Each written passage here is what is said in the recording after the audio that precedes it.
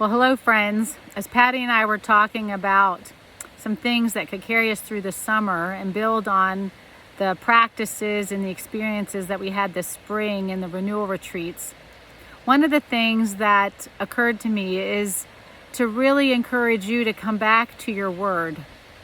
At the end of our day, one of the things that I did is give you a word. And it wasn't just a word for that day. It was meant to be a word that would accompany you in this new season as we're coming out of COVID and as we're beginning to step into the new normal. This word should be a gift for you, something that you can come back to again and again. And the wonderful thing about words and language and stories is how many various meanings they can have.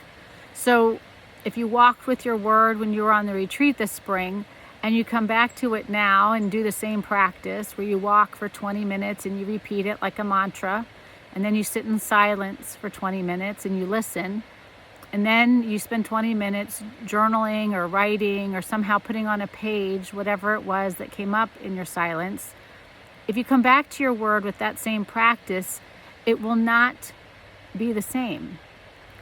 What shows up in your silence and what gets written on your page will be different than what you did when you were on the retreat, because we are different, because the word lives in us, because Spirit meets us and brings things to us in different ways as time unfolds.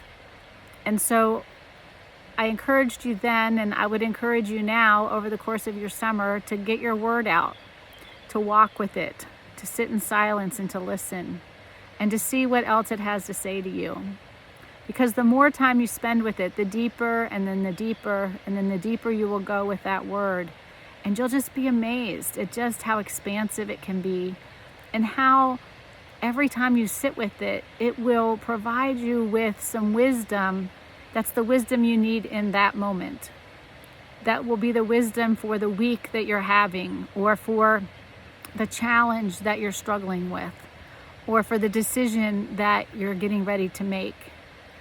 I really want you to trust that if you pull out your word and you go for a walk and you sit in some silence, that every time you do that, you will receive whatever it is you need in that moment to go forward in love and wisdom. Try it. I hope it blesses you. Bye-bye.